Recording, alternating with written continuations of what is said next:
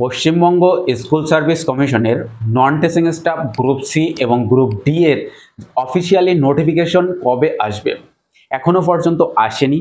তবে আশা করা যায় আগামী 15ই জুন 2025-এর মধ্যে এই নোটিফিকেশন আসতে চলেছে। এই নোটিফিকেশনে কি কোনো রদবদল হতে পারে? যে কথাগুলো উঠে এসছে সেখান থেকে আমরা বুঝতে পারছি যে এক্সপিরিয়েন্সের ভিত্তিতে হয়তো 10 নম্বর বরাদ্দ থাকতে পারে। যেমনটা টিচার নিয়োগের ক্ষেত্রে কিন্তু দেখা গেছে যে এক্সপিরিয়েন্সের ভিত্তিতে তাদেরকে নাম্বার দেওয়া হবে। এই 10 নম্বর যদি নন টিচিং স্টাফদের ক্ষেত্রে বরাদ্দ থাকে তাহলে কিন্তু নতুনরা পুরনোদের থেকে কিন্তু একটু হলেও পিছিয়ে থাকবে। কেন থাকবে? বিনা প্রতিদ্বন্দ্বিতায় তারা কিন্তু 10 নম্বর এগিয়ে থাকলো। এক্সপিরিয়েন্স এখানে এই 10 নম্বর যদি দেওয়া হয় তাহলে পরীক্ষার সিস্টেমে কিন্তু রদবদল ঘটতে বাধ্য। এবার যদি সেখানের এক্সপিরিয়েন্সের জন্য নাম্বার দেওয়া হয় তাহলে লিখিত পরীক্ষায় পরিবর্তন ঘটতে পারে, অথবা টাইপিং টেস্ট বা একাডেমিক রয়েছে গ্রুপ সিতে সেখান থেকেও কিন্তু পরিবর্তন ঘটতে পারে, ইন্টারভিউতেও পরিবর্তন ঘটতে পারে। নতুবা এই 10 নম্বর কিভাবে হয় সংযোজন হবে বা ওখান থেকে কিছু একটা করে কিন্তু অ্যাডজাস্ট করার চেষ্টা হবে।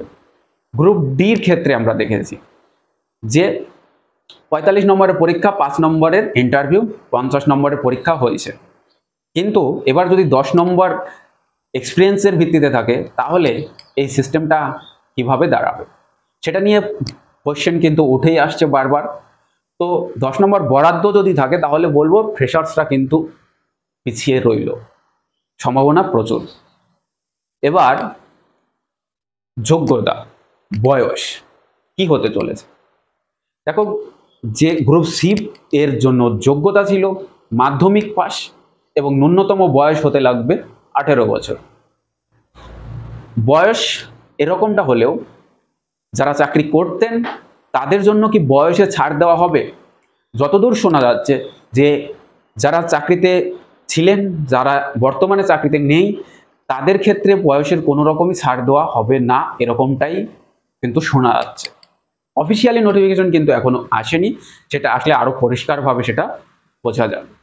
নতুন এবং পুরাতন প্রত্যেকের জন্যই বয়স কিন্তু একই থাকার সম্ভাবনা রয়েছে, এবং গ্রুপ ডির ক্ষেত্রেও কিন্তু যোগ্যতা লাগছে 8ম শ্রেণী পাস। অর্থাৎ শিক্ষাগত যোগ্যতা একই থাকছে, বয়স একই থাকছে, কিন্তু এক্সপিরিয়েন্সের জন্য 10 নম্বর বেশি কিন্তু রাখা হলো। এবার আসছি যে এই পরীক্ষাটা কবে হতে পারে। গ্রুপ সি এবং গ্রুপ ডি এর জন্য পরীক্ষা দেখো পুজোর আগে পরীক্ষা হওয়ার সম্ভাবনা সব থেকে বেশি, যদিও শিক্ষক নিয়োগের পরীক্ষা কিন্তু সেপ্টেম্বর মাসের শুরুর দিকে হতে চলেছে, এমনটাই কিন্তু টেন্টেটিভ ডেট রাখা হয়েছিল। এবার বাকিটা দেখা যাক। গ্রুপ সি এবং ডি এই পরীক্ষাটা সেপ্টেম্বর মাসে হতে পারে, নতুবা অক্টোবর মাসের শেষের দিকে হওয়ার সম্ভাবনা বা নভেম্বরের একদম শুরুতে। কেননা অক্টোবর মাস পুজো, সেপ্টেম্বরের শেষের দিক থেকে পুজো কিন্তু শুরু হতে চলেছে, তো ওই সময়টাকে বাদ দিয়ে আমরা হিসাব করে এরকমটাই হয়তো হতে চলেছে। এবার আসছি যে তাহলে প্রিপারেশনটা কিভাবে নেওয়া যেতে পারে। তোমরা গ্রুপ সি এবং গ্রুপ ডি এর জন্য এতদিন থেকে যারা প্রস্তুতি নিচ্ছিলেন তাদেরকে বলবো তোমরা এখন থেকে প্রতিদিন নিয়ম করে এর জন্য 5 থেকে 6 ঘন্টা সময় দাও। এখন থেকে পরীক্ষার দিন যত কাছে আসবে এই যে সময়টা পরিমাণ তত বাড়তে থাকবে, সেভাবে তোমরা প্রস্তুতি নাও, এবং সপ্তাহে ন্যূনতম 2 থেকে 3টে মক টেস্ট অবশ্যই থাকবে। যত সময় এগিয়ে যাবে, পরীক্ষার যত কাছাকাছি সময় আসবে, মক টেস্টের পরিমাণ তত কিন্তু বাড়তে থাকবে। মক টেস্ট দেওয়ার সময় মাথায় রাখবে যে নাম্বার অর্থাৎ তোমার যে মার্কস সেটা যেন না কমে।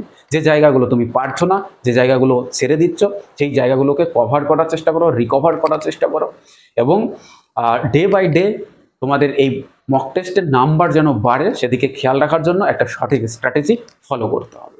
সেটা আমরা পরবর্তীকালে ভিডিওর মাধ্যমে জানাবো, তোমরা অবশ্যই আমাদের সাথে জুড়ে থেকো। গ্রুপ সি এবং গ্রুপ ডি এর জন্য গুণগত মান প্রসিদ্ধ মক টেস্টের জন্য একদম সুন্দরভাবে সাজানো হয়েছে 30টি প্র্যাকটিস সেট। সেই প্র্যাকটিস সেটকে অ্যাভেল করতে হলে ডেসক্রিপশন বক্সে দেখো টেলিগ্রামের লিঙ্ক রয়েছে এবং বিস্তারিত দেওয়া আছে সেখানে। তার মাধ্যমে তোমরা ডিটেলস দেখে নিয়ে আমাদের সাথে যোগাযোগ করতে পারো এবং গ্রুপ সিডির জন্য প্র্যাকটিস সেট নিতে পারো। Thank you for watching. তোমরা পরিশ্রম করছো, লড়াই করছো, যেন বৃথা না যায় এই শুভকামনা রইল। তোমরা সফল হও, ভালো করে পড়াশোনা করো, পরবর্তী আপডেট পেতে আমাদের সাথে জুড়ে থেকো।